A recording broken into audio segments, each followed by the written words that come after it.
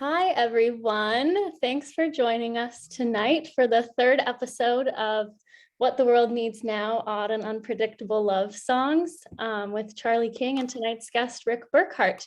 I know we have a great night of music ahead of us, so enjoy the show.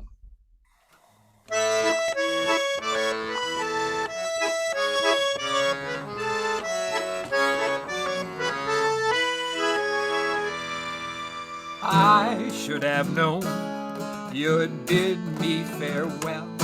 There's a lesson to be learned from this, and I learned it very well. Now I know you're not the only starfish in the sea. If I never hear your name again, it's all the same to me. And I think it's gonna be alright. Yeah, the worst is over now. The morning sun is shining like a red rubber ball.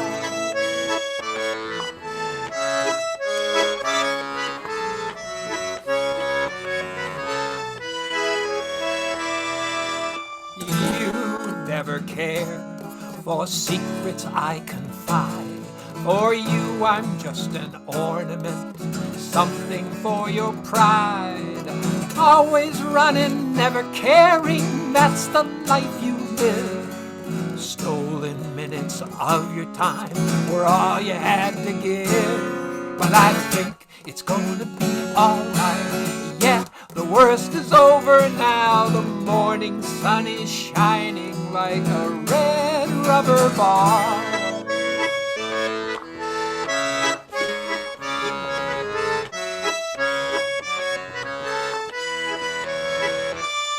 The stories in the past with nothing to recall. I've got my life to live and I don't need you at all. The roller coaster ride we took is nearly at an end. I bought my ticket with my tears, that's all I'm gonna spend. And I think it's gonna be alright. Yeah, the worst is over now. The morning sun is shining like a red rubber ball. Oh, I think it's gonna be alright. Yeah, the worst is over now. The morning sun is shining like a red rubber ball.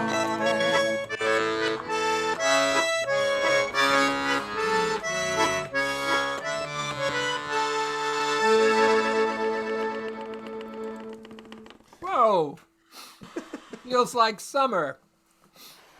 Maybe Except there's about 6 inches of snow on the ground. I only get to sing that song during the summer when I have friends over to the family cottage. We sit out on the front porch and sing songs. You've been there, Rick. I certainly have. I don't remember singing that song. Well, you know, we like to vary it up. That's part of the odd love songs protocol is you never sing the same song twice. Interesting. I hope everyone noticed that I was trying to start a new TikTok dance craze there with my red rubber ball dance. We'll see. I didn't know that. It catches on. Whoa, Andy Grisovich in the house. Yeah. Now we're talking. Okay. I noticed a little conversation between Bev and Colleen in the chat room there. Oh, I thought you weren't going to read the chat. Do we need to separate you two? So what have we got? That was just one of the Paul Simon songs you'll be hearing this evening. But it introduces a major theme of the night. I don't know exactly how this happened, but a lot of the songs that ended up in the set tonight are about leaving and being left behind. And that was one of the more, I don't know, bravado versions of it. You know, the other ones tend towards the more maudlin or pathetic, but we'll get to that all in time. This one is what the world. This is what the world needs now. Is that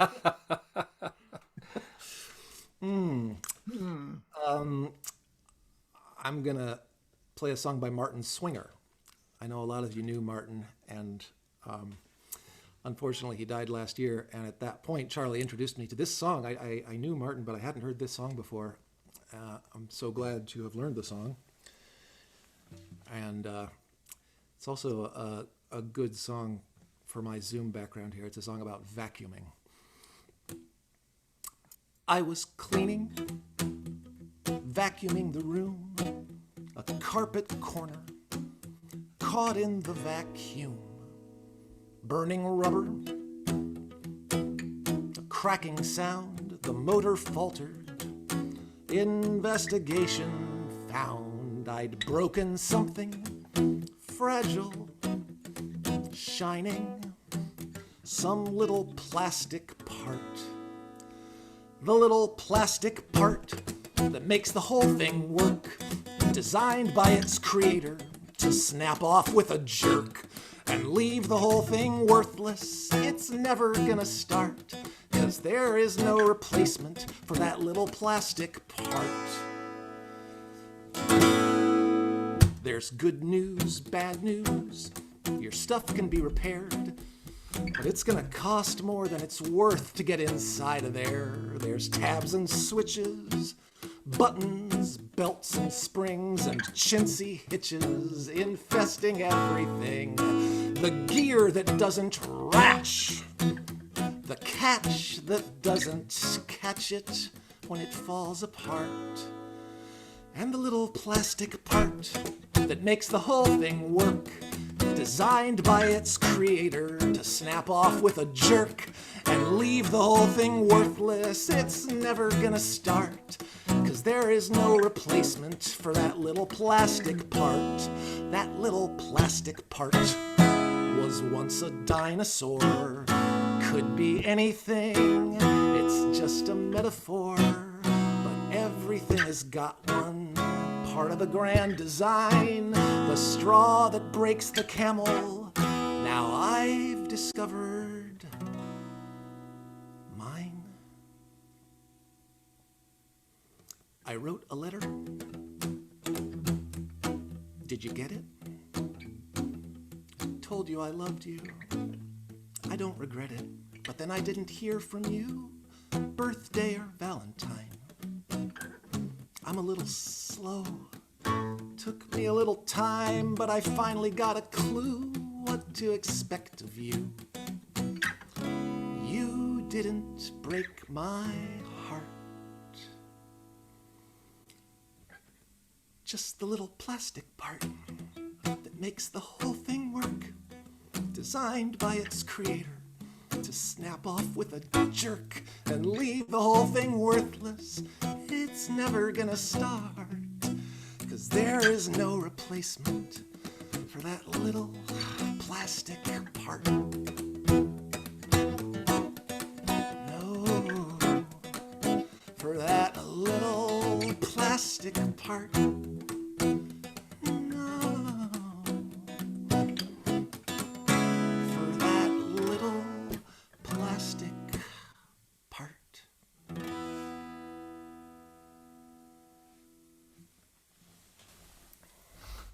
Wow, what a wonderful song. What a wonderful songwriter. Boy, do I miss Martin. Martin Swinger Presente. Yes, indeed. Thank you so much for that. How's the sound, everybody? Feeling like you can hear? that's great. You don't want to do a sound check by committee, do you? You know. I just like affirmation. I like watching people's heads go up and down. Whoa, Rick. It's like a red rubber ball dance. This is what I like. Your turn, Charlie. Hey, here's a song from Ireland, and not the first one of the night. Yeah, wait. No, that's not right. Not the last one of the night. There you go. But I think, no, I can't even say that. But this is a song about interspecies dating, and that probably is going to come up again, isn't it, Rick? Yes, we get a nod from Rick. And this one, it's just strange. I think somebody had a nightmare and they woke up and they wrote this song, and then I recorded it, and I think I owe them money, but it's called The Real and the Flickering Light. And remember that line, because that features at the end of each verse as part of a refrain.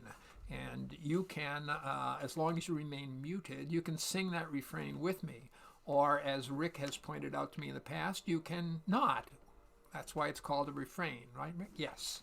So anyhow, The Real and the Flickering Light.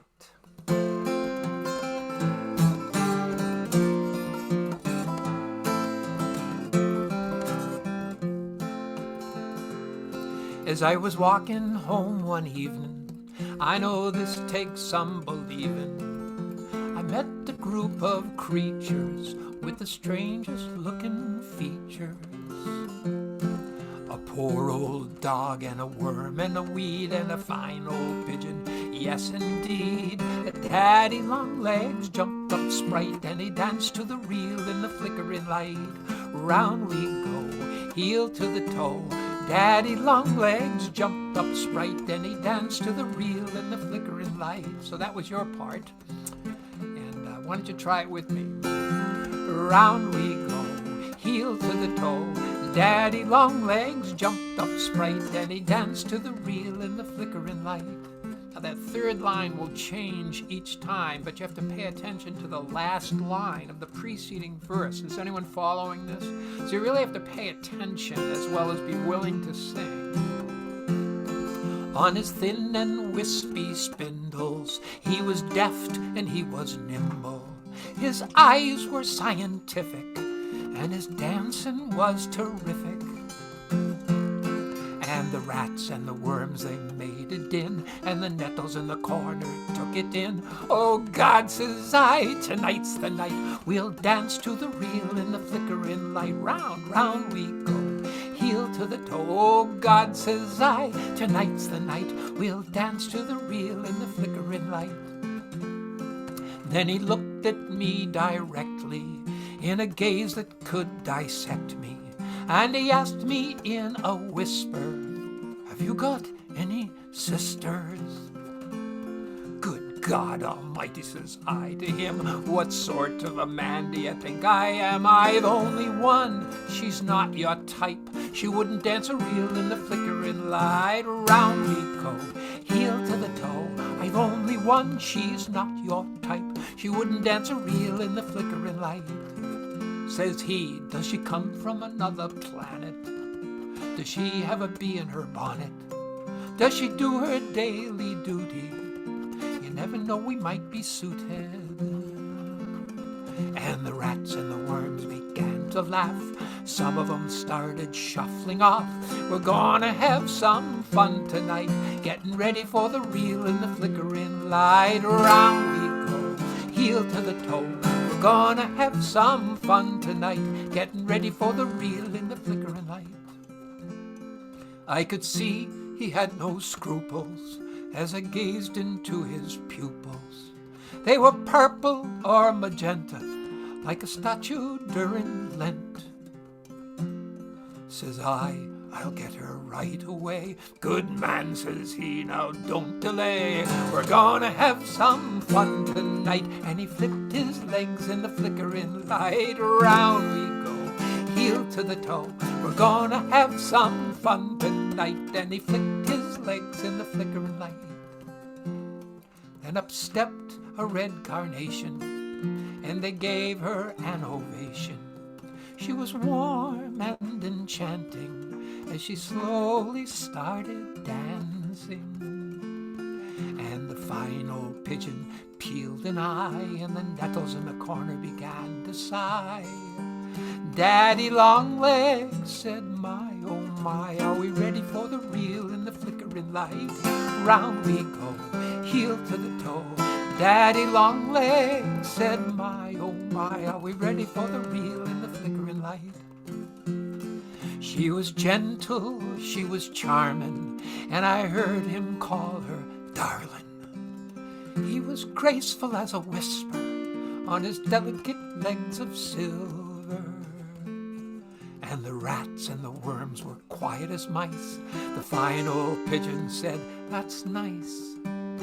A shimmering veil on a lovely bride, and they danced to the reel in the flickering light. Round we go, heel to the toe, a shimmering veil on a lovely bride, and they danced to the reel in the flickering light. Round we go, heel to the toe, a shimmering veil on a lovely bride, and they danced to the reel in the flickering light.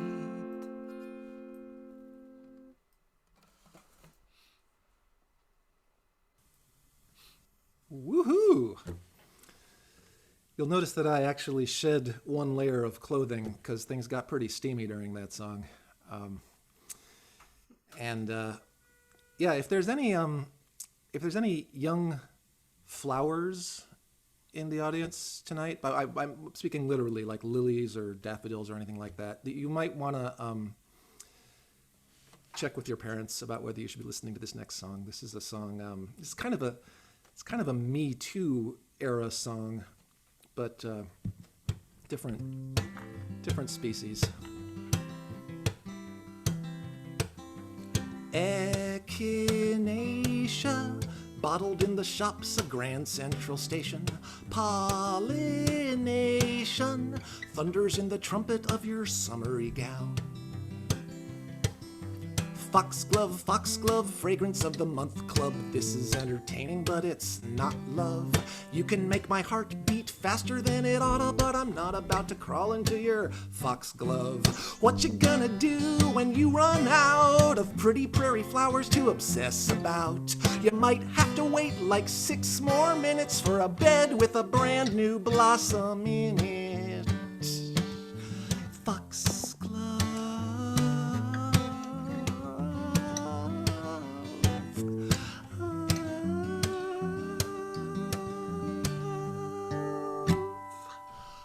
Lady Slipper, wriggling your pistol like a licorice Twizzler. Marsh wings whisper, wet me in the meadow with your hummingbird tongue. Foxglove, foxglove, stamen of the month club. This is entertaining, but it's not love. You can make my heart skip faster than it oughta, but I'm not about to crawl into your foxglove. What you gonna do when you run out of notches on your flower bed to brag about? You dress like a fox, but you're not so awesome that your tulip tube can bloom my blossom. Foxglove.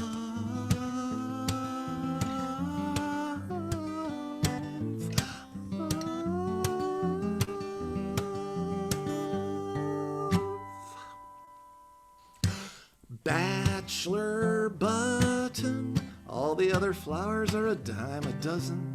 Here goes nothing, put me to your collar, let your dowry down. Foxglove, foxglove, poison of the month club. This is entertaining, but it's not love. You can make my heart fruit faster than it oughta, but I'm not about to crawl into your foxglove. In most of the world, it's considered rude to call flowers out for their ineptitude. But if you're gonna bumble, better be a bee with a myriad means of mulching me. Oh, foxglove, meet Narcissus. Just because he's famous doesn't mean he can kiss us. I got a mister and I got a missus, and you're not a bird and you're not a bee. You're not a bird and you're not a bee, and I've got places I've gotta be, with the bee's balm blooming and the coxcomb cuddling in the beds of bluebell blossoms budding.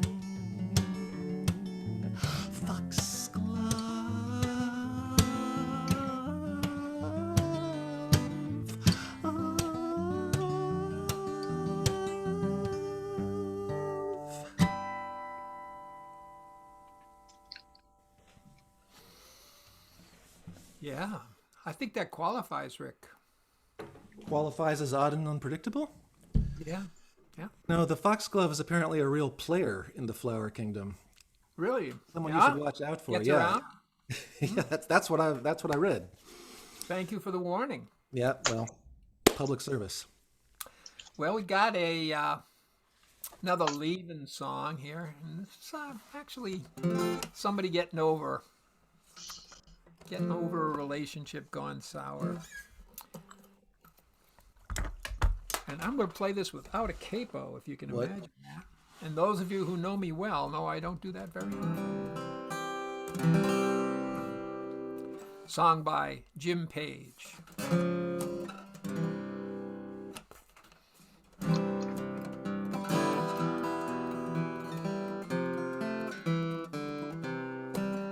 After 15 years of marriage, she left him in Tennessee.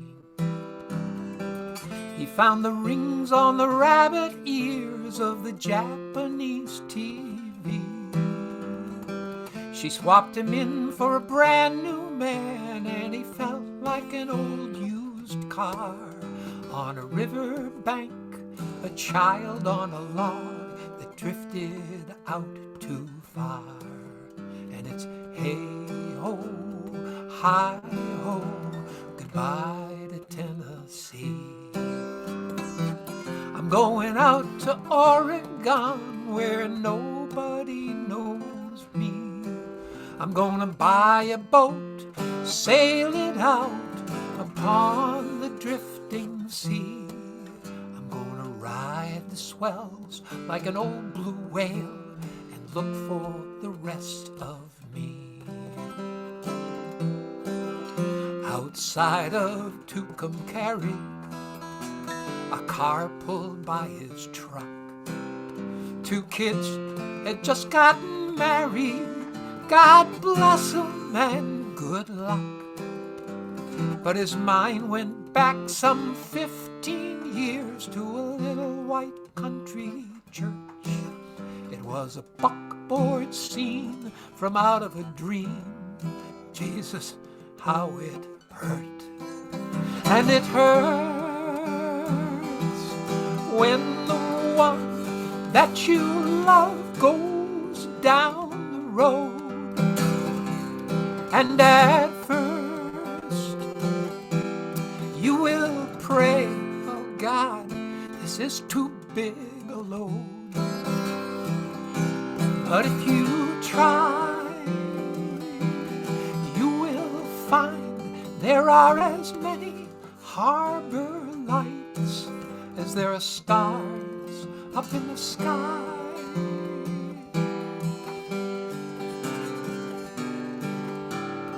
So it's hey-ho, hi-ho, goodbye to Tennessee.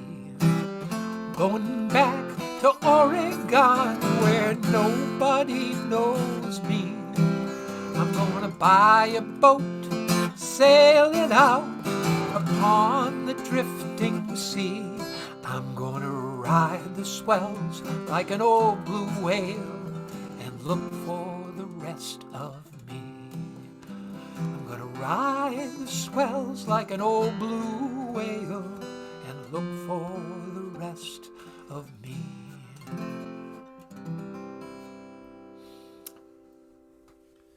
Goodbye to Tennessee. Jim Post. Did I say Jim Page? I meant to say. You did, and I was a little baffled. Sorry about that. To both Jims. Jim Page. I apologize to a gym full of Jims. He's never been to Tennessee. Yeah, that's a great song. And the correct pronunciation is Oregon. It doesn't rhyme with anything. It's a problem for all songwriters. We've taken this. Oh God, we've got an Oregonian in the house. Yes, that's right. And a transplant. A transplant?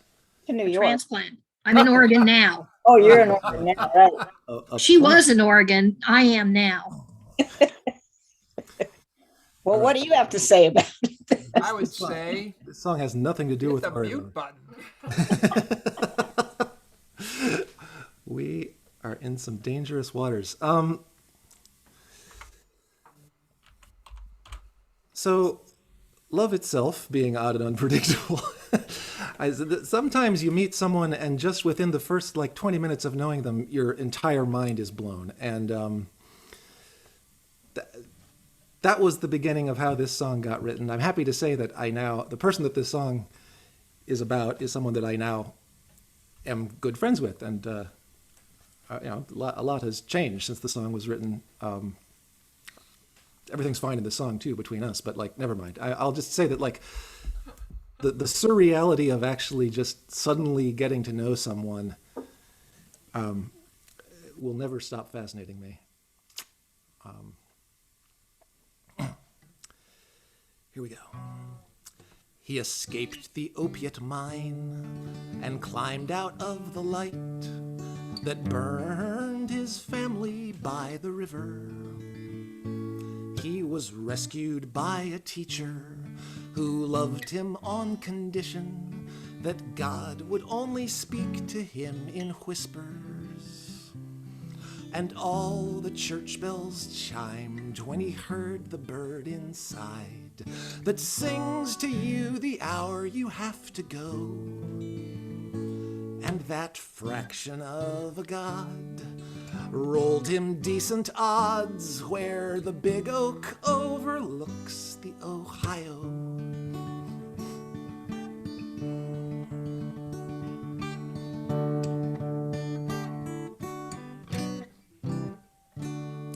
His brother broke the sun with muscles built of bronze that bristled as the methyl fluid embalmed them.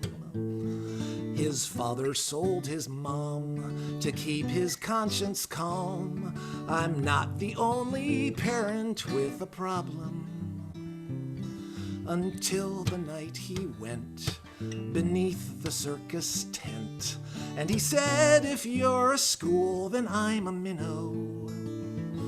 And it sparkled in my hand, the message he had sent, where the big oak overlooks the Ohio.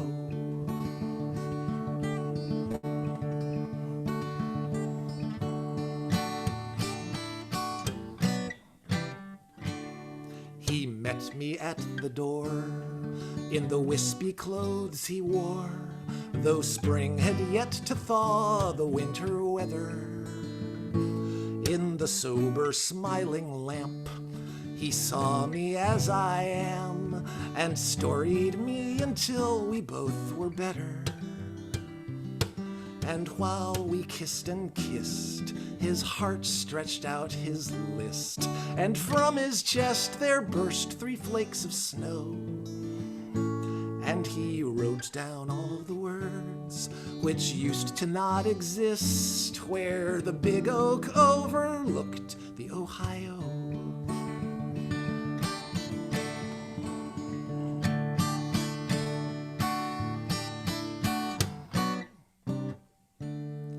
His safe and shining shell, the room removed it well. The walls commenced to swell from lack of lying. His smile defined its shape as the world declined to wake, and I asked, what do you ache from never trying? The corners of the light kept stretching out the night. The second hand politely, slightly slowed, till the future snuck inside the past so deep and wide, where the big oak overlooked the Ohio.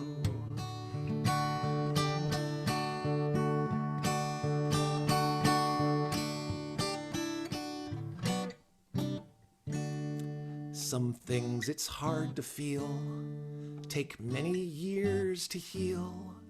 The years pile from the pillows to the ceiling. He cleared away my clouds. I watched his stars come out to light the lunar landscape he was dreaming. And oh, the morning glowed as fields of snowflakes snowed to cloak the frozen roads outside the window. And the lips against my cheek spoke silence in his sleep, where the big oak overlooked the Ohio.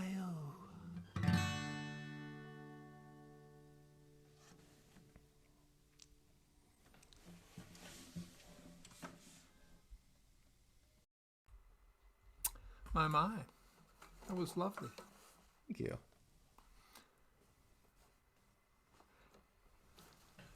I'm getting to hear, well, Rick and I have performed together, and also with Andy Grisovich, late of Chat fame, as the Prince Michigan. So I've got to hear an awful lot of songs that Rick has written. And tonight I get to hear a whole bunch I've never heard before, and that was one of them.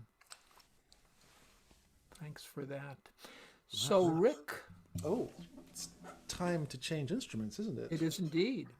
And I can report that the author of the next lyric is in the house. Well, now, yeah. Oh, lyric. Yes, exactly. Yeah, yeah. The author And of the the chord, the verse, accordion, the the melody. accordion might be a hint. But to me, Rick, this song puts me in the mind of a story by Nathaniel Hawthorne. Does it now?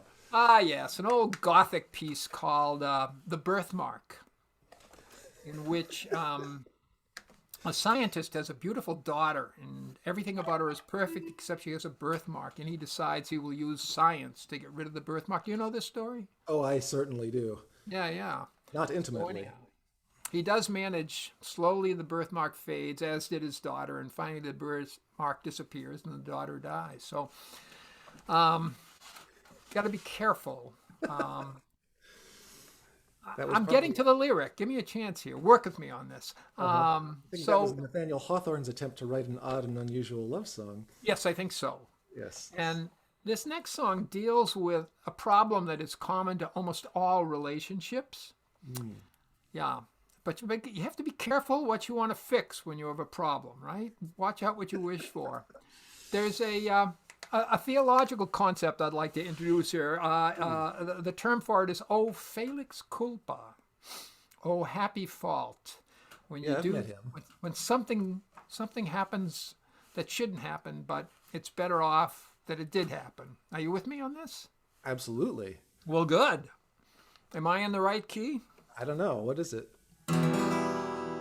Oh, he nailed it. Nailed that key. Sung by Peter and Lou Berryman. It's Lou Berryman's birthday today. So happy birthday. Whoa! And here's a tender ballad for Lou.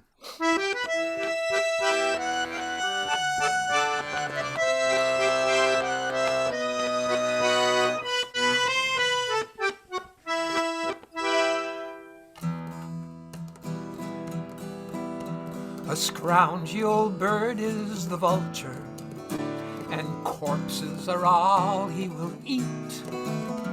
He looks like a dork, and his beak is his fork, and his dining room table's the street. His dining room table's the street. His ears are as sharp as his toenails. He listens to us in our bed. And if I don't make noise like a gym full of boys, he will think we're deliciously dead. He will think we're deliciously dead. Then he'll yank both our butts out the window. A vulture can yank very hard. The neighbors will say that they watched with dismay as he scattered our teeth in the yard. He scattered our teeth in the yard. He will suck out our eyeballs like olives and spit the lids out in the dirt.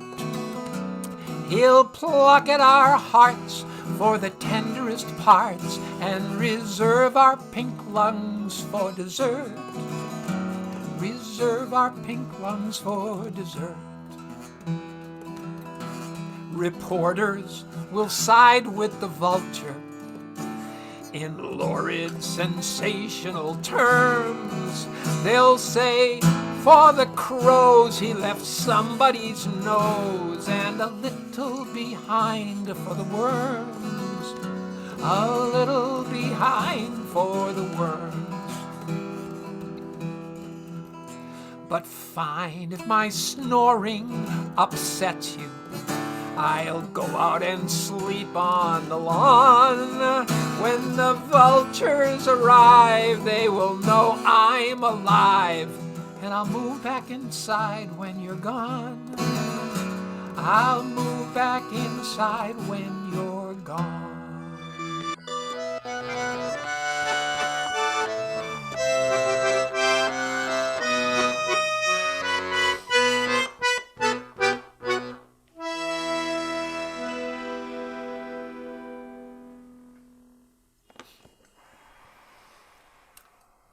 Thank you, Rick. Cautionary Thank you, tale. Peter Berryman. Yeah, spooky, but yeah, I was actually so spooked at the end there that I wasn't really sure. Like, I guess an accordion would probably drive off a vulture, or maybe it would attract them. From what I hear, it will drive them off. Although it is pretty close to the sound a corpse would make if it had that option. That's what I'm saying.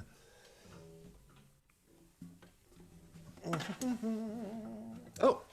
Oh.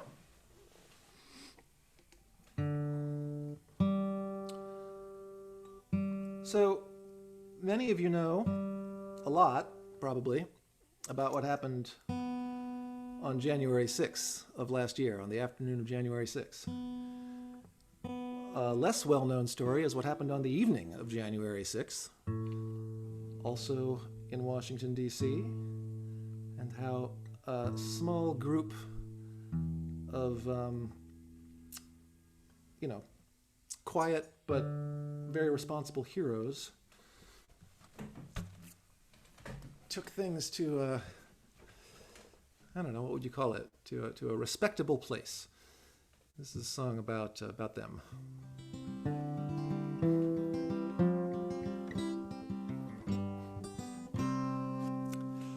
Oh, the MAGA was worn out from their day of fighting the Capitol fight. And their menfolk do tell of the best URL to meet someone special at night. Her name was Sweet Lily, or so she appeared to the fellows with fortune to find her. She looked quite the catch on both Tinder and Match, and she looked a bit different on Grindr. And it's so nice when your device makes all our cares disappear, and love greases the gears, boys, love greases the gears.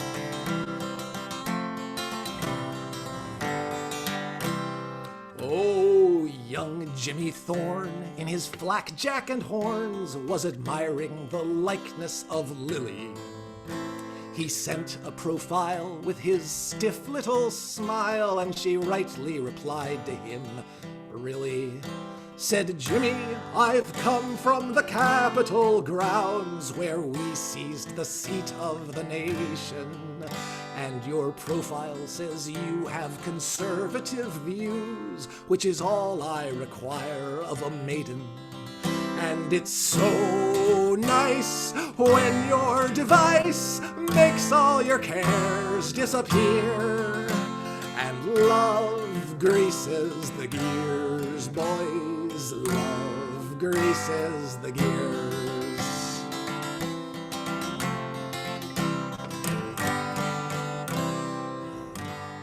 Said Lily, "'Tis true, my conservative views are a legend from here to Glen Burnie. I wish I had proof you were speaking the truth with regard to your Capitol journey." Jimmy replied with his heart open wide, "I'll share with you all of the details. I'll send proof of my strength and explain it at length. 'Tis my custom when speaking to females. And it's so nice when your device makes all your cares disappear, and love greases the gears, boys, love greases the gears."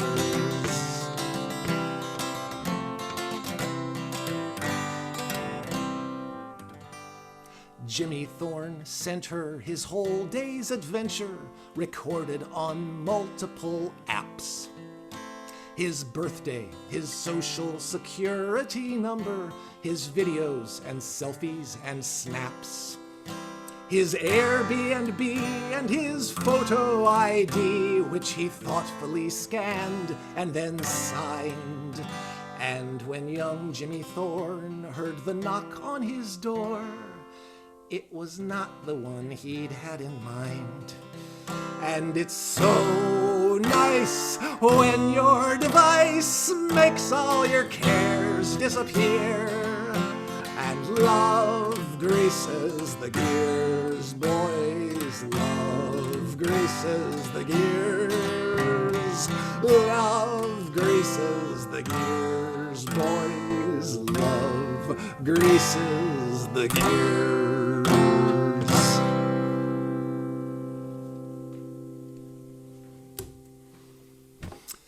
Never doubt that a small group of committed individuals can change the world. Supposedly that's a true story. There's actually So's the next one. Oh my goodness. What's going on here? Just how much truth can you take? Yeah, that's right. You can't handle the truth. This goes back to 1992, but very much in the spirit of today. It's a message from the public health agencies. It was inspired by a bumper sticker that was put out by the Massachusetts Department of Health, which featured a little dancing character, looked like a mushroom actually, and he was delivering this immortal line, "Rap that rascal." And I saw it on the car in front of me in a traffic jam, looked at it long enough to say there must be a song in there somewhere. So we're going to sing that song. And Rick, I want you to practice safe singing here. Take care of your voice. All right? We don't want you deviating from the set list. Wanna get frisky, don't wanna pay the price. By the way, this is a great sing-along song. Really. Definitely needs some dance moves. I mean, no question. Dance moves would be great. Yeah, on your feet, everyone. No acting out, but...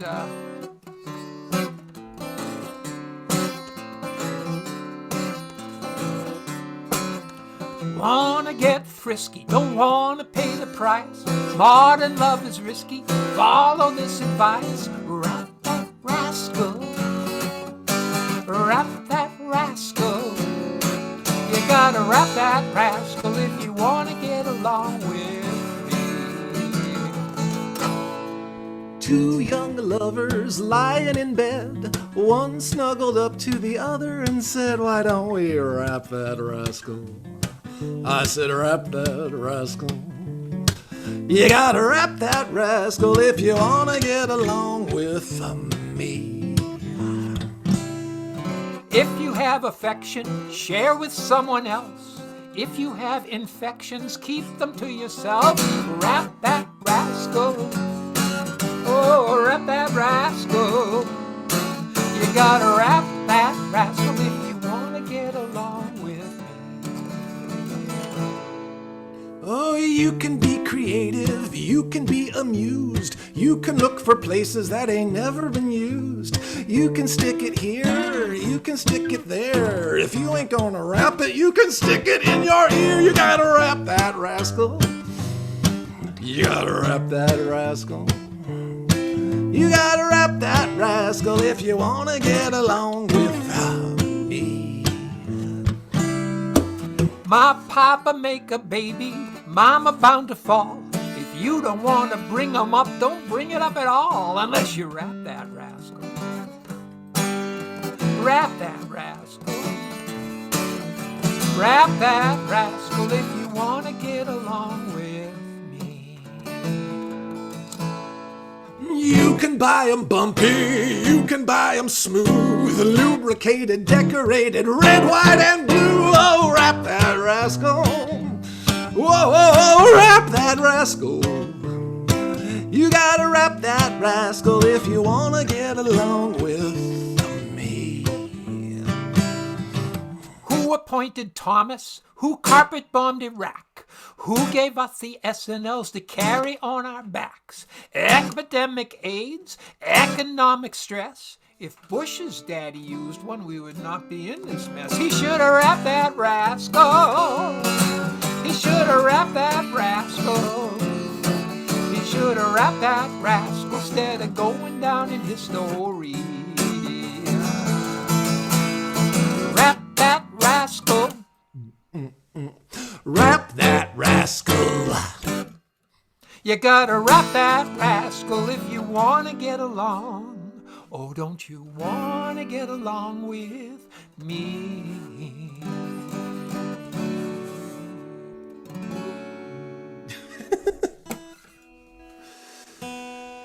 Nice, very nice. I am very gratified to observe that when they made fun of George Herbert Walker Bush, Bush. the youngest person in the room was laughing. That was very gratifying. Well, George Booth would have been happy to hear that too.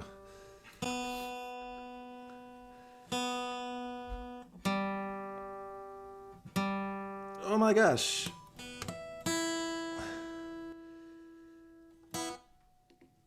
Oh my golly.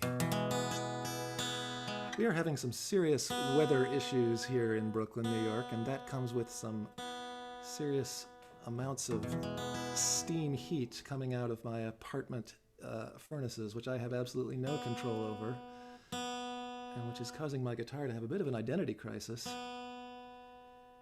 Can't blame it.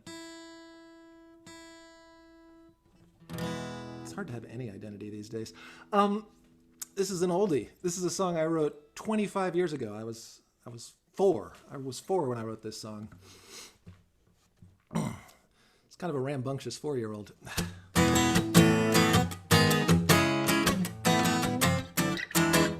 We're crashing at your parents' pad on our way down to the Pride Parade. You must have lied, 'cause the word pride has been replaced by the words free trade. You must have said, excuse me, you never said, home was a subdivision called Patriot Hills. Someone tore down the Berlin Wall, yet this is still Flagwaverville. Everyone's pale-faced and no one's poor. Nothing has changed since the Civil War. There's NRA stickers on the door. In the garage, there's a corsage proudly preserved since your junior prom. And there's a torch they keep on the porch in case they need it for someone's lawn. Then there's the shrine, photos of golden boys in hordes illumine the den. Lovingly called since you were born, and born again, and born again. Everyone's dressed for a pilgrimage. The Reader's Digests are all abridged. There's NRA magnets on the fridge. So I wonder what you're gonna tell your mom about you and me and Tom. But the family's collapsing, the family's collapsing. Haven't you people heard the news? It's decreed open season on all social taboos. 'Cause the family's collapsing, the family's collapsing. Couples are bailing out in force. If you can't keep abreast of the rest, get a divorce, get a divorce, get a divorce. Dinner is served, rules are observed. You never told me you played with tanks. Everyone takes 50-ounce steaks, bowing their heads to their knees in thanks. Holy Genet, nothing I possibly could say wouldn't be rude. Somehow the bathroom must be safe. May I be excused, I swallowed some food. Under the portrait of young Bob Hope, sharing a platitude with the Pope, there's NRA carved into the soap.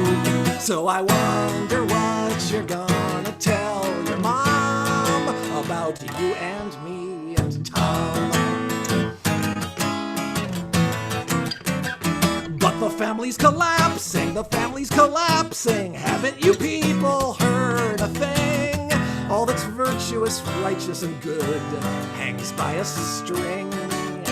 'Cause the family's collapsing, the family's collapsing. It's not an actual family, it's a Christian condition become metonymy, metonymy, metonymy. Tell them you're broke, tell them you smoke, tell them you're joining the Viet Cong. Tell them you're dead, and you're inbred, and you've decided that Rush is wrong. Tell them it all. You've joined a cult of wise fakirs who only eat beans. You've found a promising career in porn magazines in New Orleans. Tell them you're Noam Chomsky's protege. Tell them you're anything else but gay. Tell them you've blown up the NRA. And I wonder when you're gonna tell your mom about you and me and Tom.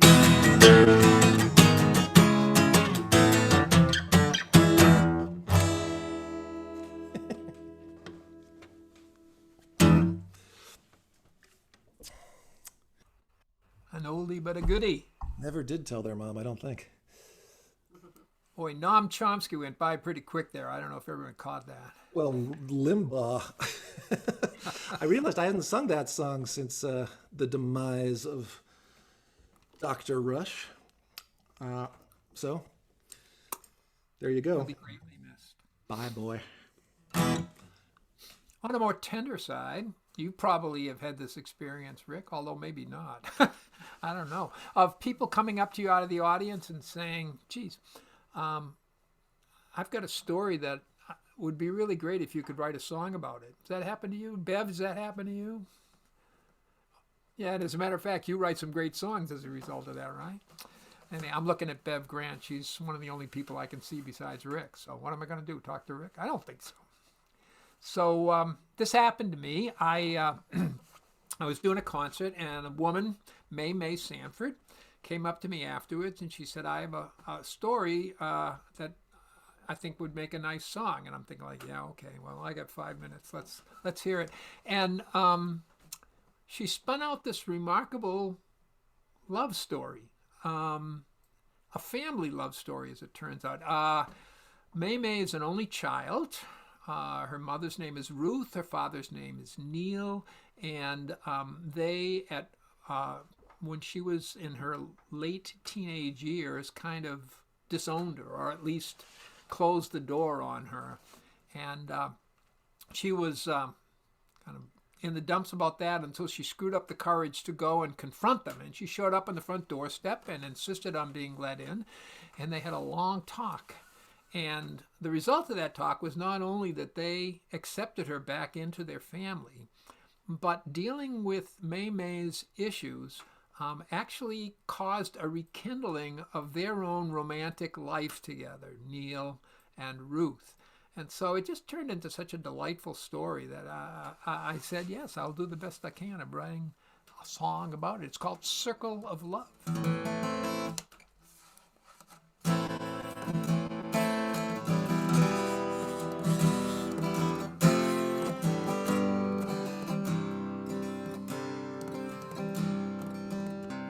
There's a wonderful innocence to it. Looking back, now I should tell you, I should always remember to tell you, this song is sung from the voice of May's father, Neil. It doesn't make sense if it comes from May herself.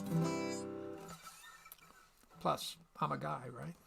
There's a wonderful innocence to it. Looking back on it all in my heart. The daughter we sent off to college, the roommate we liked from the start, the feelings they couldn't avoid are untangled, tentative, touching, not daring, alone, quietly lying at close, discreet angles that just didn't fit in the world they had known. So they made up a world of their own, drawing safety around in a circle of love. I know these things now, since she told Ruth and me all that we never wanted to hear. We built walls, but she scaled them. How could we deny her? There's only the three of us here. And there's a curious richness to knowing of love in a freshman girl's dorm. And the more that we learned of our daughter's new love, the more Ruth made my fire warm. Now, when was the last time the two of us cuddled like kittens, but daring together we sat? Soon books were appearing that had me befuddled, the complete guide to this and the sweet joy of that. And here's to the sweet joy of that. She was drawing us all in a circle of love. There's a soaring of spirits in letting go of the lingering last fear that you had. And that happened for me when I marched for gay pride, and I came out as May's dad. She made me a sign, I held low and kept quiet. I love my lesbian daughter, it said. But soon I was cheering and holding it higher, with daughters as many as the dreams that it fed. So few ever hear those words said. She was drawing us all in a circle of love. That sign meant so much to so many, I framed it, I've hung it here over the fire. It's a love that has grown since the first day I claimed it. Come warm yourself, friend, over here by the fire. Can you picture yourself in this circle, our circle of love? Oh.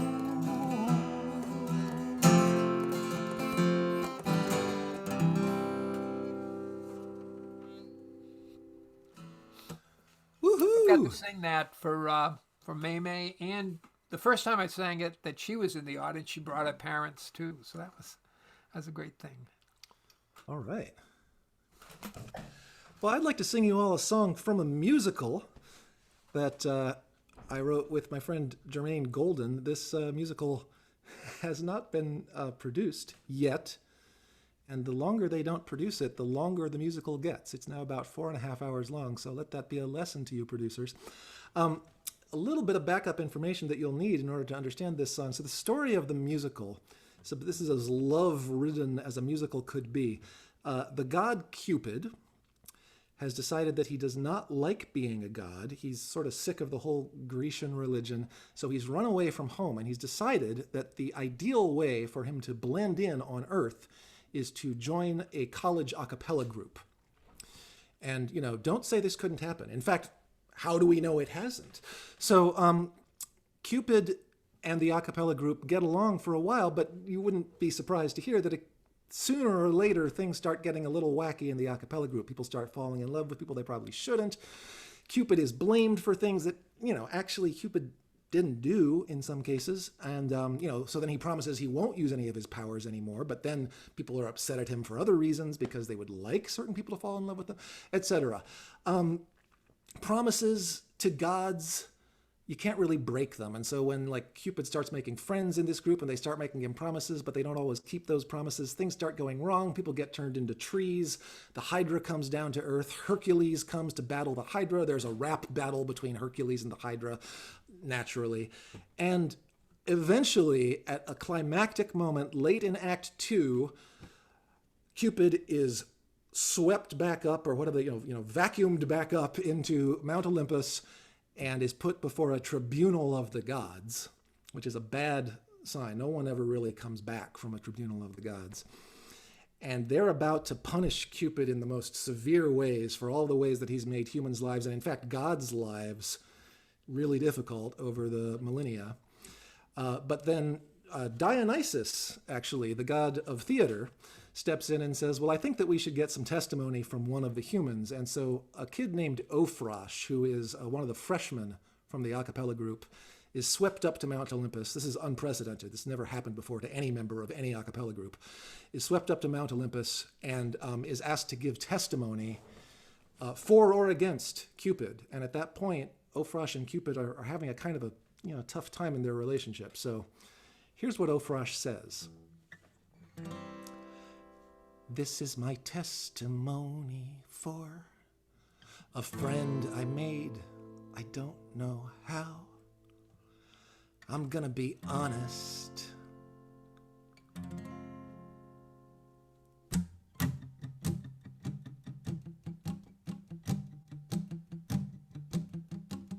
I never chose to fall in love. I never chose to lose my mind. All of the things that I found out were things I never chose to find. I never chose to dream all day. I never chose to cry all night. I never chose to fall in love, but I think next time I might. All of the words I never said, all of the texts I never sent, all the emotions I suppressed, I never wondered where they went. I never chose to spend a year slowly developing that skill. I never chose to fall in love, but I think next time I will. Because I'm tired of letting fate make choices for me. I'm tired of letting fate dictate my entire story. Fate's not only so stupid, but it's corny. I thought I had to find love, but now I see it was actually love helping me find me. First it was cold and then it was hot. I thought I would freeze, I thought I would melt. The more intelligent I got, the more like an idiot I felt. Then it was cool and then it was damp. I felt like a fool, I felt like a kid. I didn't choose the way I am, but I think it's time I did. Because I'm tired of getting pushed around by gods. You may think I'm your plaything, well I'm not. Your whole way of approaching love is flawed. You wanna punish love and scold love, correct love and control love, restrain love, restrict love, contain love, convict love, because that's what everybody does when love won't obey their laws. So bring on the fires, bring on the storms, bring on the plagues, the floods, the wars. Bring all the demons of land and sky and sea. Whatever you do to love, you do to me. And this is not my fate, this is my choice. Everything else is just noise.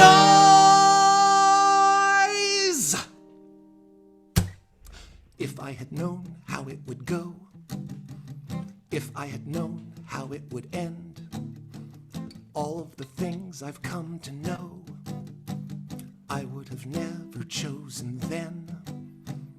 This is my testimony for a friend I made, I don't know how.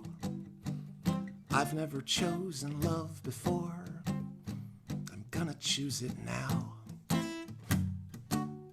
I'm gonna be honest, I'm gonna choose love now.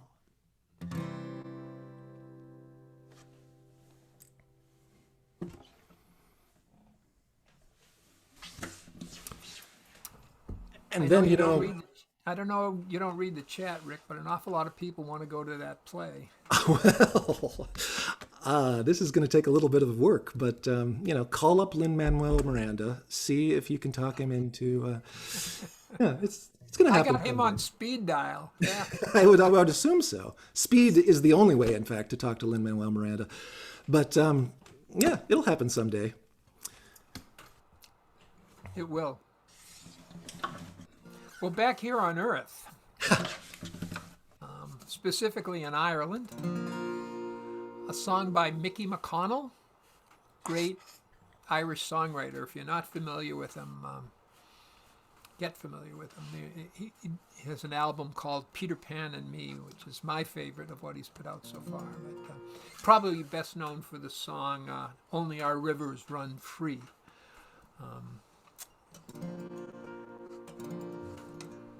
And this is called Supermarket Wine.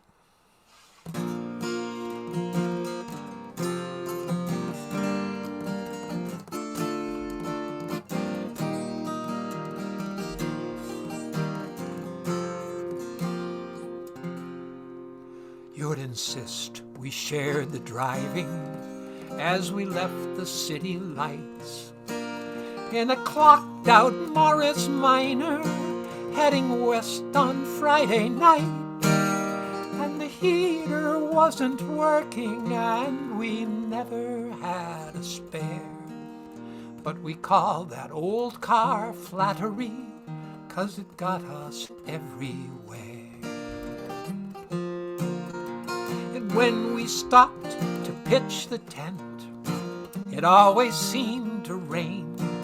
And it's then that I discover you'd forgot the pegs again. And I couldn't get the campfire lit no matter how I tried.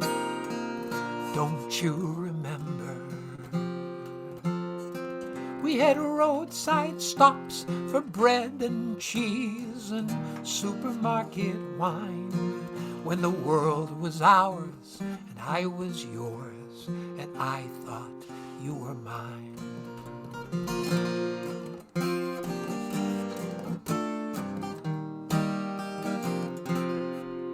You'll remember the Galway races and the man in Harris tweed who, because he knew your father, said he'd do us a good deed. And the horse he put our money on, I swear it's running still. We were staying in a boarding house and we couldn't pay the bill. But you laughed when I went overboard and you told me not to swear. You said, the town's full of Americans, let's go busking in Ayr Square. And the Blarney Stone and the leprechauns will surely see us through. Don't you remember? We sang Danny Boy in Galway Bay at least 87 times, and the world was ours, and I was yours. I thought you were mine.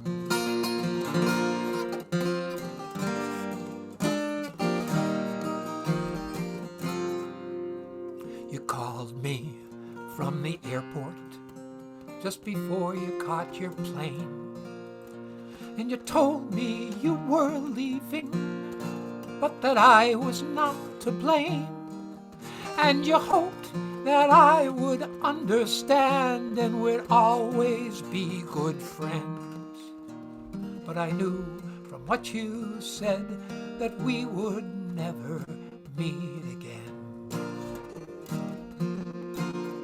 And I must confess it hurt like hell that I miss you yet, for you were not the sort of girl it's easy to forget.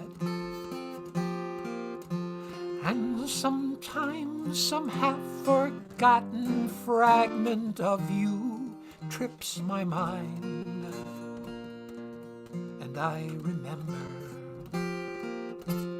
all those roadside stops for bread and cheese and supermarket wine when the world was ours and I was yours and I thought you were mine. All those roadside stops for bread and cheese and supermarket wine when the world was ours and I was yours and I thought you were mine.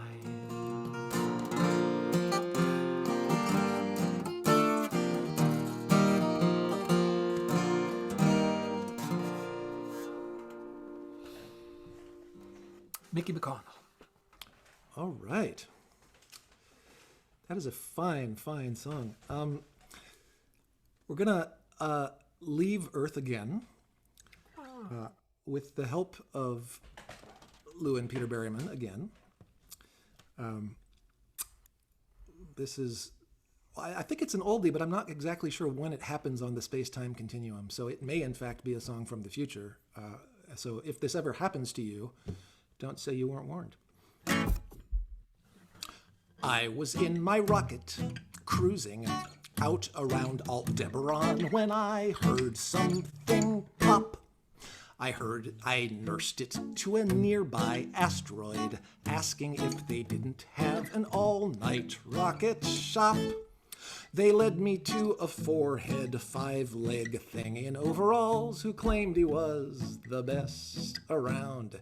He said, "You've got a Remol Skadever somewhere in your flapper, I can tell the way it sounds. Go have a cup of cold tag, a slice of Uba delight. Rent yourself a hole to go to sleep in. It's probably gonna take all night." I had barely got my Thurndang off my Namichemi when I heard a scratchy voice saying, "I'm a Nemer chip tap, you're Vadega Deva for the night. You have no choice." Into my compartment crawled that shiny little creature like a turtle, 5 feet tall. It repeated twice so gently, "Please remove your Zolamish and hang it on the wall." We had a cup of cold tag, a slice of Uba delight. I knew pretty soon I'd have to face it. You can't eat Uba all night. After 20 hours, I began to get impatient for the first signs of daylight. Suddenly it struck me I'd neglected to determine the duration of a night. I asked a Nemer chip tap, my Vadega Deva, when Aldebaran would rise again. It said, "The way you calculate your time, it should be 700 years or so, my friend." We had a cup of Scoffless, a slice of Uba delight. I even took a shot of Coltag to help me through the night. That was long ago, before we bought a little mucka in a crater by the sea. I got myself a job ding-gatching Single-Telma, even though out here the coal tag's free. Raised a couple Fiplop-Somni bushes, putting out a little Scoffless now and then. If I ever get my ship back, I don't want to leave, but if I do, I'll come again. We'll have a cup of cold tag, a slice of Uba delight. I'll snuggle with an Emer and probably stay the night.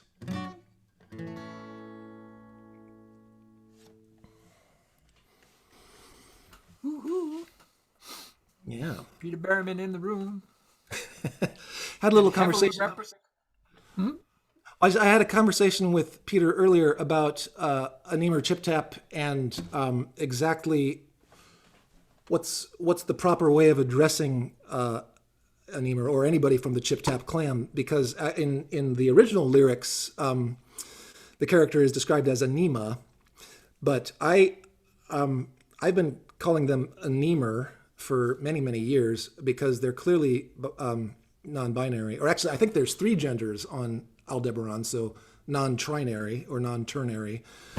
And Peter did reveal that actually the full name is Anemometer Chip Tap. But that would not fit in the meter of the song. So, a little... What was the line about a creature slithering in? Well, that was a Nemer.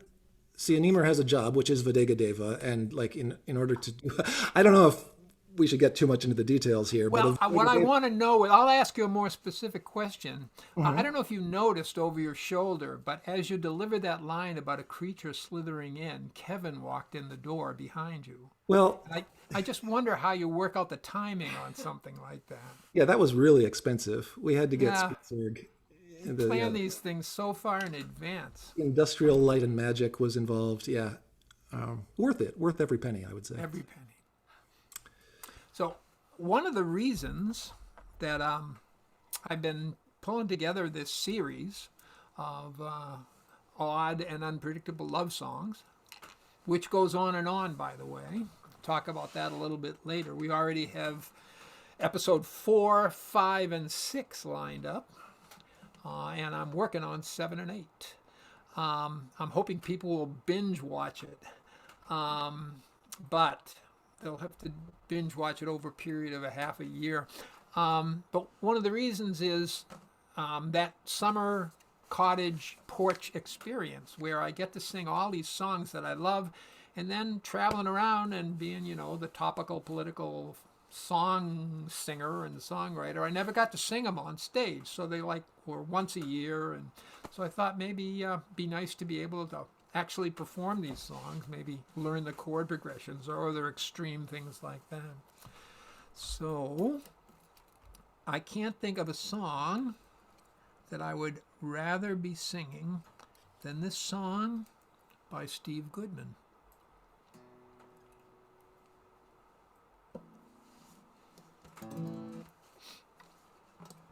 And this may be one of those songs where we violate the protocol and sing it more than once in the series.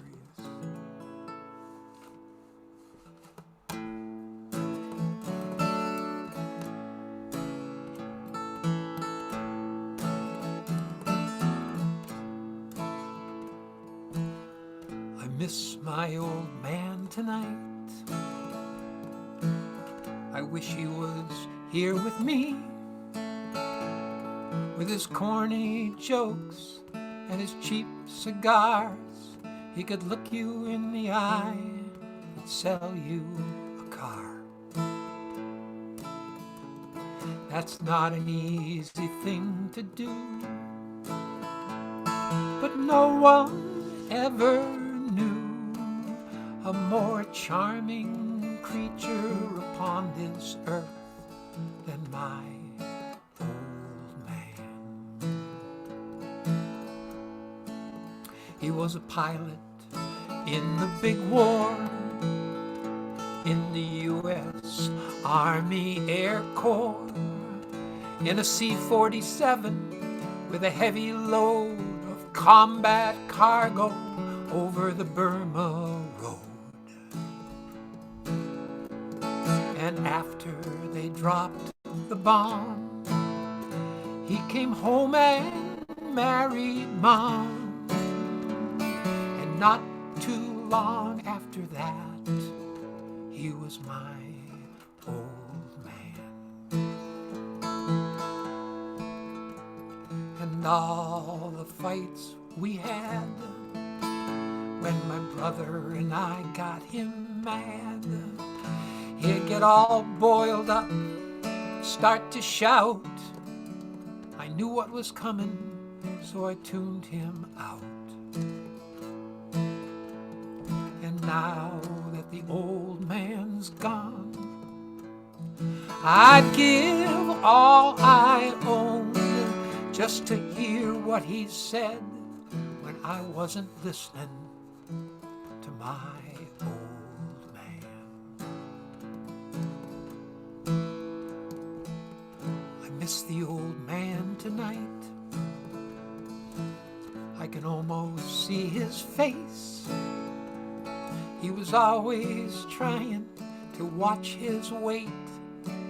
His heart only made it to 58.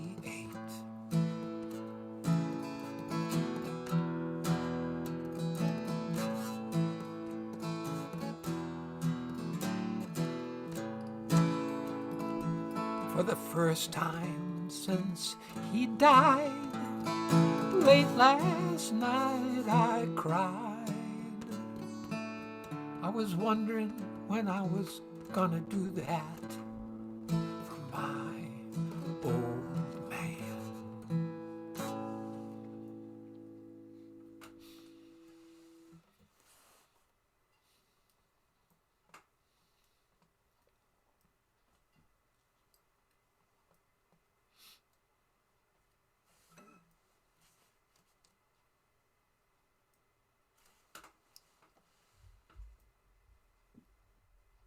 Rick, I'm not sure. We might have lost your audio.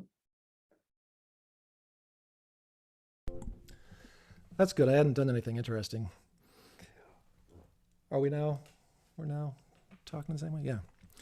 These mics all have different buttons on them, and I think that they're in cahoots with each other.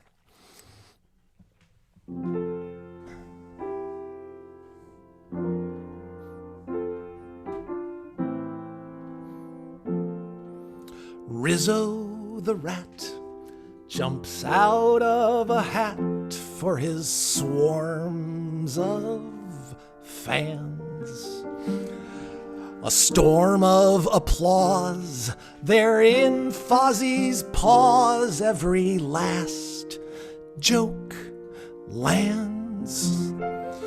The Swedish chef has perfected an excellent niçoise sauce.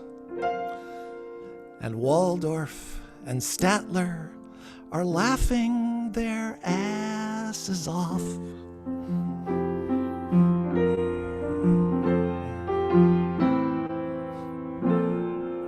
Gonzo the Great's doing great figure eights in a star-swept sky. Bunsen and Beaker have cured the disease that makes time speed by. Pepe the prawn bursts into song in the perfect key, while Waldorf and Statler waltz in the balcony. Ralph's fingers fly, Sam the eagle leaves his shell. Miss Piggy finally learns to love herself, love herself.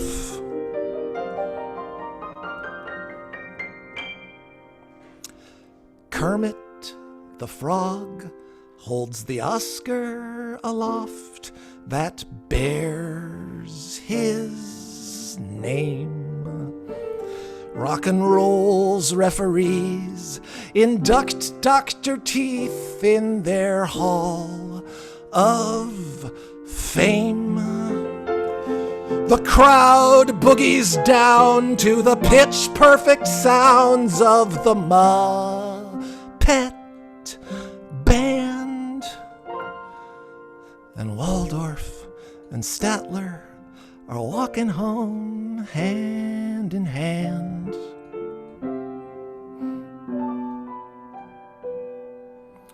Waldorf and Statler are walking home hand in hand.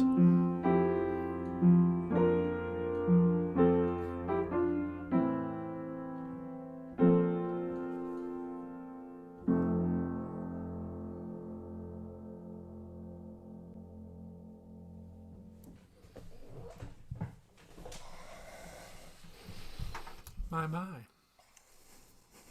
Two beautiful songs in a row. How do we manage that? Who builds these sets anyhow? Oh my God. Must be Steven Spielberg. So The patron saint of songwriting is sitting here with me. we noticed him. Yeah, He I was kind gonna of say. perked up when you mentioned his name, Yeah, he does that. but he was sort of searching around for his Oscar. It was a little distracting, but not as distracting as when Kevin came in the door. Hey, that was Oscar that came in the door. Oh my gosh. So Rick, I'm gonna do a Dave Gordon song. Dave Yeah. Gordon is one of my favorite songwriters. Yes, indeed. One of mine too. Present company excluded. No, that didn't come out right, did it? It's very intimidating to try and do a Dave Gordon song because he was an extremely sophisticated songwriter, and but his name and his songs keep coming up on the long and growing list of odd and unpredictable love songs. And let's see, I'm trying to remember the name of the character. This is a song from an opera. We've had one from a 4-hour musical, and now we're going to have a song from a folk opera that Dave created, an incredible piece of work. And anyhow, it's another one of those couples are breaking up, and a little bit of false bravado. The name of the song, and it's sung by the guy who watches his wife walk out of his life, is "I Don't Even Care What People Might Think." And if you believe that, you won't when the song is over.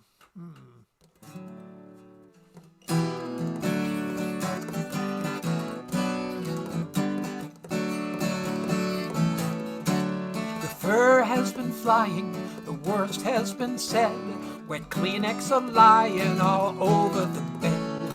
You got out your suitcase and you're going away, and I don't even care what people might say. The Sloanes will be staring, you know how they are, so make sure you're smiling as we walk to the car.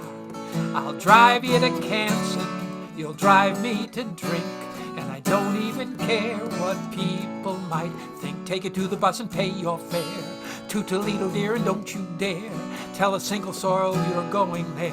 You'd be easy to trace, don't need to tell you that I'm not too strong. And remember, if you're gone too long, they're gonna figure out something's wrong. I couldn't stand the disgrace. I got something to tell you, I'll tell you the truth, but I'll tell you at night from a telephone booth. I'm inches from crazy, I'm right on the brink, and I don't even care what people might think.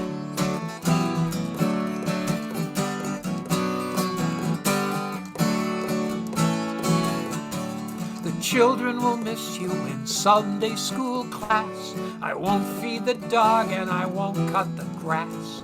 Our whole set of dishes will sit in the sink, and I don't even care what people might think. One favor wanna ask you, please. Tell your friends you got a strange disease. Gonna try a couple remedies. Famous medical men. Then when and if you decide that I'll never keep you satisfied, I can tell everyone you died, I'd never marry again. I'd make you that promise, I'll put it in ink, and I don't even care what people might think. Don't call me, we got a party line.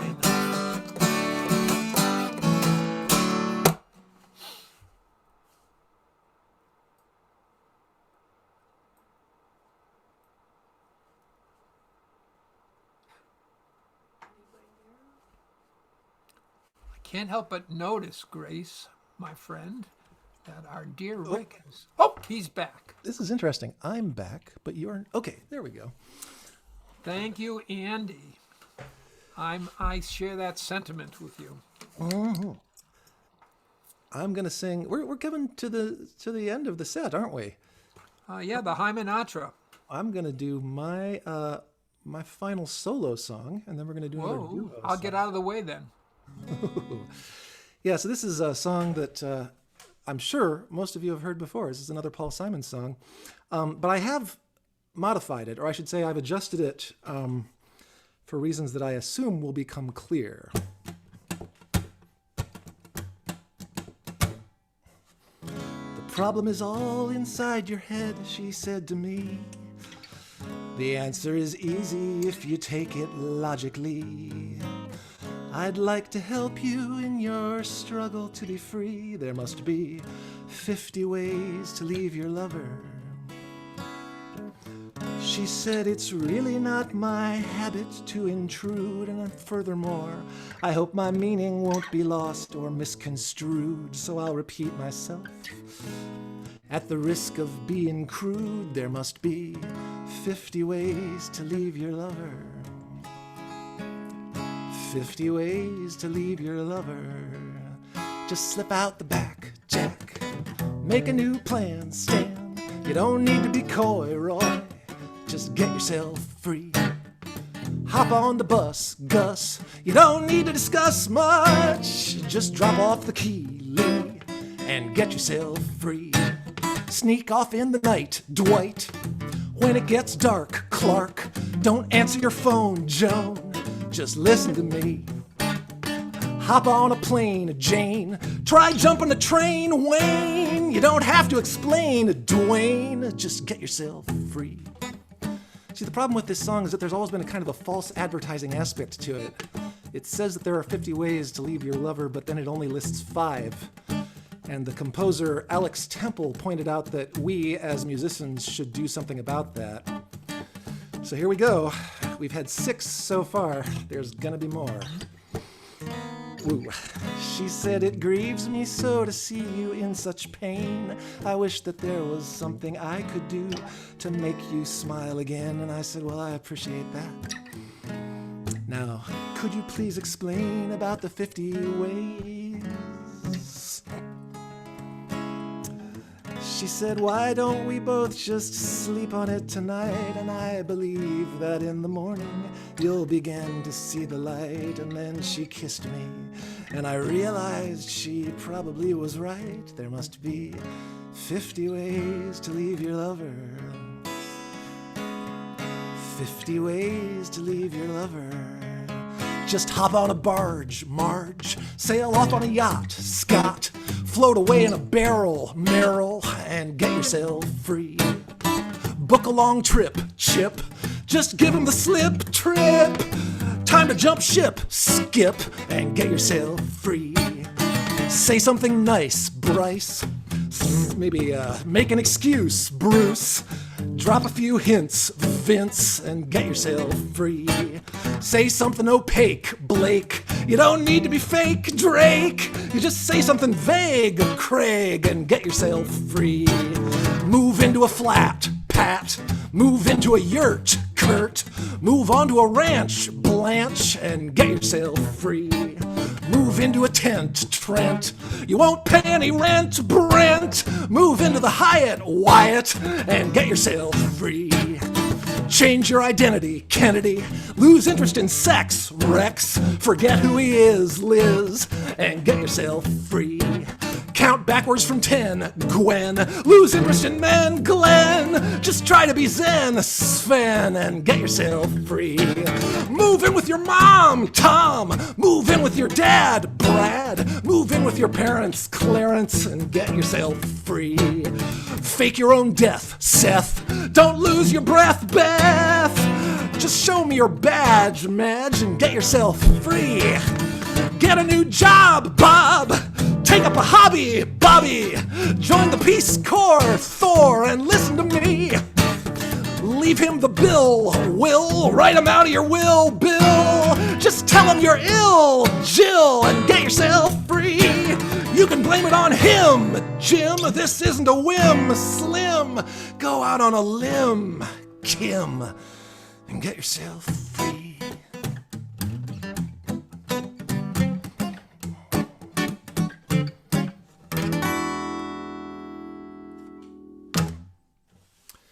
"50 ways to leave your lover, not one more, not one less."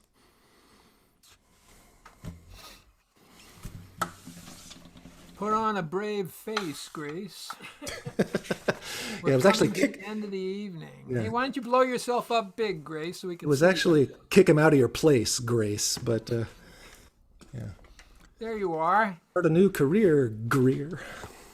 Grace McHenry is our fearless technician and concert organizer. She's the one that's been answering all of your desperate calls. Where is my link? What's the name Happy that to rhymes do with? it. Happy to do it. What's the name that rhymes with link? Link is a name. Oh, okay. Just like you think. Where Link. is my link? Link. Link. So, Grace, thank you so very much. Thank you. It's been really fun. And what do you think about this, Rick Burkhardt? What Fun do I guy. think about this? It's been awfully fun working with you, Rick, and hearing these songs that I haven't heard before. I thought I'd heard so many of your songs, but you got all these new ones up your sleeve, or old ones that you've Some of them are never old. pulled out of your sleeve, or maybe they were up your pant leg. I don't know. Very full sleeve at this point, yeah. So we're going to do one more song. And let's see, before we do one more song, I wanted to tell you that in just a little bit more than 2 weeks, February 14th, Valentine's Day, we're going to do episode 4 of Odd and Unpredictable Love Songs. And it's the guest artists are Rebel Voices. And Rebel Voices are in the house tonight, too. Yay! Yeah. And when we finish singing, we'll open up the Zoom room and we can all make some noise and get to know one another. There are close to 40 of us here tonight. Ooh. And so, yes, please, if you'd like to spend Valentine's Day singing and listening to songs of unpredictable love, please join us. You can go to my website, charlieking.org, and the details are already there, and you can buy a ticket tonight if you wanted to. And if you don't know Rebel Voices, you really owe yourself that joy, because they are one of the most complexly wonderful vocal duos I have ever heard. And I'm going to struggle up to hold my end up of the trio, and we'll try to defeat the latency that works against us and sing together. I think we have something like 9 trio songs in the evening. So That's like 27 songs. you can do math. I'm a nerd. So thank you, Rick. Thank you. Thank you, Grace. Yeah. Thank you, everyone, for coming. Don't leave when the song is over. If you can stay, we'll have a chat. And who's the author of this next song? If you had to guess who the author of our final song is, who would you guess? Well, it Remember, would the either topic be- is odd and unpredictable love songs. It would either be Rick Burkhardt, Good guess. Dave Gordon, It's colder. or Lou and Peter Berryman. Ding! That's right. See, this way we get 3 Lou and Peter Berryman songs, which means that they beat out Paul Simon, which is what should happen. So this is a song about love and how weird it is. I know that the moon's been dissected. They've mapped every fissure and crater. And what they don't know at the moment, they'll find it out sooner or later. And I know it's right there on the webpage, where the moon will be Tuesday at midnight. But I don't think they'll ever convince me that moonlight's not weirder than sunlight. You learn from 2 pines when they whisper. You learn from 2 loons when they call, that the best things in life are peculiar, and love is the weirdest of all. There are books on dynamics of water. They've exhausted the physics of floating.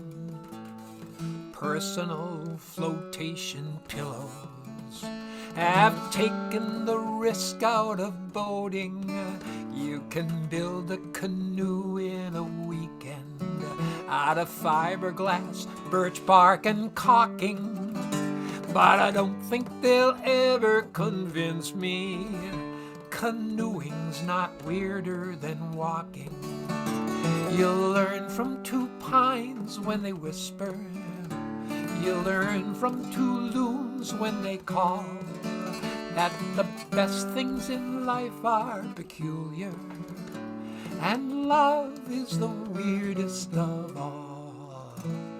There, of all of the things we've invented, from indelible ink to elastic, I would say without batting an eyelash that nothing is stranger than plastic, and the oddest of all are the posies that seem perfectly real till you feel one.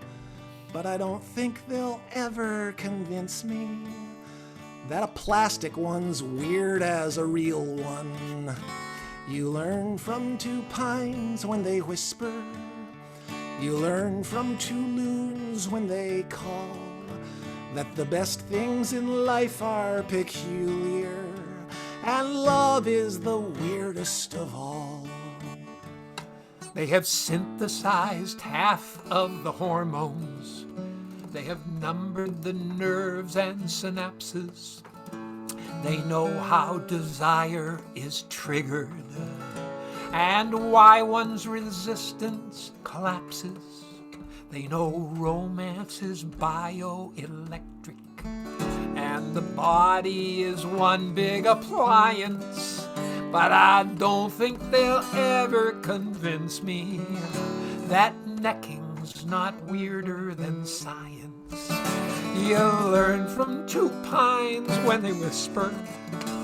You learn from two loons when they call that the best things in life are peculiar, and love is the weirdest of all. Though we know our gardenias in Latin, this corsage is no less of a mystery, and the moon remains very peculiar, despite all the Apollos through history. So tonight, when we woo on the river, it's okay that we know our canoeing. All the same, when it comes down to wooing, I'm glad we don't know what we're doing. You learn from two pines when they whisper. You learn from two loons when they call that the best things in life are peculiar, and love is the weirdest of all. And love is the weirdest of all.